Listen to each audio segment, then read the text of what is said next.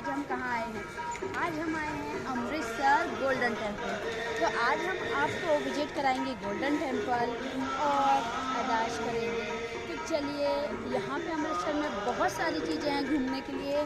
तो back to back हम लोग जल्दी जल्दी से अपना टूर स्टार्ट करते हैं और घूमते हैं अमृतसर, पंजाब।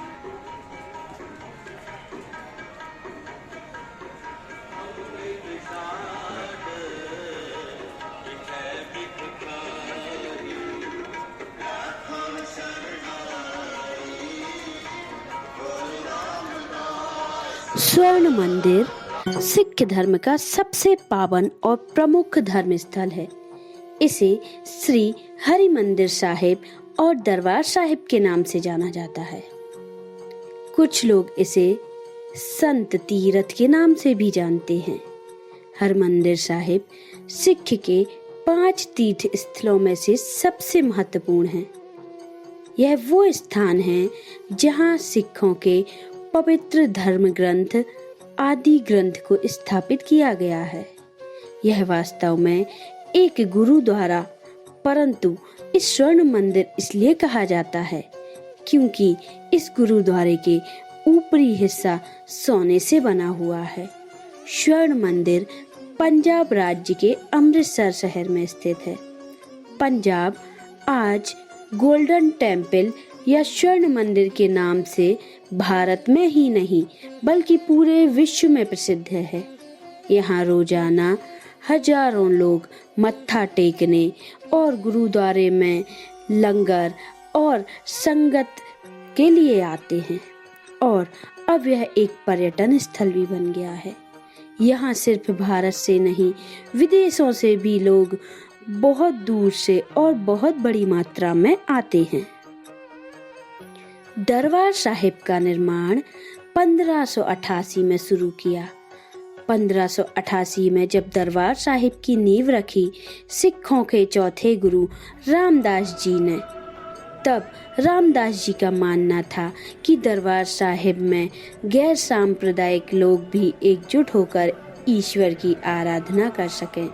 इसीलिए उन्होंने नींव लाहौर के सूफी संत मियां मीर से रखवाई। दरबार साहिब का निर्माण करते समय यह सिखों के पवित्र धर्म ग्रंथ आदि ग्रंथ को भी स्थापित किया गया।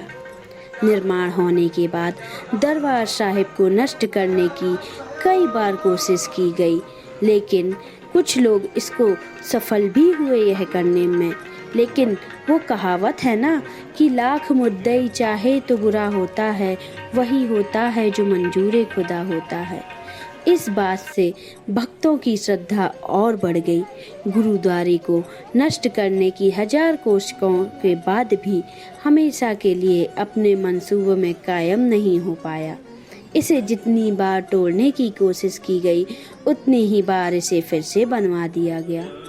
19वीं शताब्दी में अफगान हमलावरों ने दरबार साहिब का बड़ा हिस्सा नष्ट कर दिया था।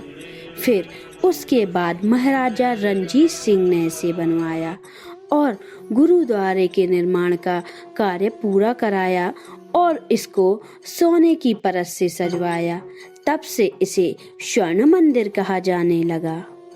स्वर्ण मंदिर में चारों दिशाओं में गेट बने हुए हैं, जिससे यह पता चलता है कि यहाँ कोई भी जाति या धर्म के लोग गुरुद्वारे में आ सकते हैं। पहले के समय में कुछ विवाद और समस्याओं के कारण कई मंदिरों व दूसरे धर्म या संप्रदाय के लोगों को अनुमति नहीं थी, लेकिन इस गुरुद्वारे के शुरू होते ही सभी धर्म के लोग यहाँ आ जा सकते हैं। स्वर्ण मंदिर का इतिहास यहाँ गुरुद्वारे की दीवारों पर भी देखा जा सकता है। यहाँ गुरुद्वारों की दीवारों पर गुरुमुखी सिखों की भाषा में इतिहास लिखा हुआ है। यहाँ स्वर्ण मंदिर में अकाल तख्त का निर्माण 1606 में किया गया था। ये अकाल तख्त आपको गुरुद्वारे के बाहर निकलते ही सीधे हाथ पर दिखेगा। अकाल तख्त का मतलब है कई काल से परमात्मा का सिंहासन। यहाँ पर सिख कम्युनिटी से जुड़े कई जरूरी फैसले लिए जाते हैं। सिख धर्म में सब तख्तों में से अकाल तख्त सबसे पहला तख्त है। इसे गुरु गोविंद जी के जो सिखों के छठे गुरु थे, उन्होंने न्याय संबंधित मामलों पर विचार करने के लिए बनाया था। अकाल तख्त की नींव बाबा बूढ़ा भाई गुरुदास और गुरु गोविंद सिंह जी ने रखी थी। अकाल तख्त पहले मिट्टी से बनाया गया था, परंतु हमले में से नष्ट होने के बाद जब इसका पुनर्निर्माण किया गया तब इसे संगमरमर से बना दिया गया। स्वर्ण मंदिर सरोवरों के बीच में बना हुआ है। स्वर्ण मंदिर तक पहुंचने के लिए सरोवर से एक रास्ता दिया गया है। बता दें, स्वर्ण मंदिर के इस सरोवर का जल अमृत के समान माना जाता है, इसलिए इस सरोवर को अमृतसर कहा गया। इतना ही नहीं, इस शहर का नाम भी इस सरोवर के नाम पर रखा गया। सिख धर्म में ये मानना है कि सरोवर में स्नान करने से आपके दुख दर्द दूर हो जाते हैं, इसलिए काफी दूर दूर से लोग यहाँ स्नान करने भी आते हैं। लंगर की प्रथा 25वीं सदी में सिखों के प्रथम गुरु गुरु नानक देव जी ने शुरू की थी। लंगर की प्रथा गुरु नानक जी ने ऊंच नीच और जात पात को हटाने के लिए चलाई थी। भगवान के घर में कोई छोटा या बड़ा नहीं होता, सब एक समान होते हैं, इसलिए लंगर में सभी लोगों को एक साथ बैठकर भोजन परोसा जाता है। अगर आपने अभी तक हमारे चैनल को सब्सक्राइब नहीं किया है तो जल्दी से आप सब्सक्राइब कर लें, जिससे आने वाले वीडियो आपको जल्दी जल्दी मिलते जाएं, और नोटिफिकेशन बेल आइकन को प्रेस करें, जिससे आपको हमारे वीडियो का नोटिफिकेशन मिलता रहे। और लाइक और कमेंट करना ना भूलें। आप सभी को नमस्कार।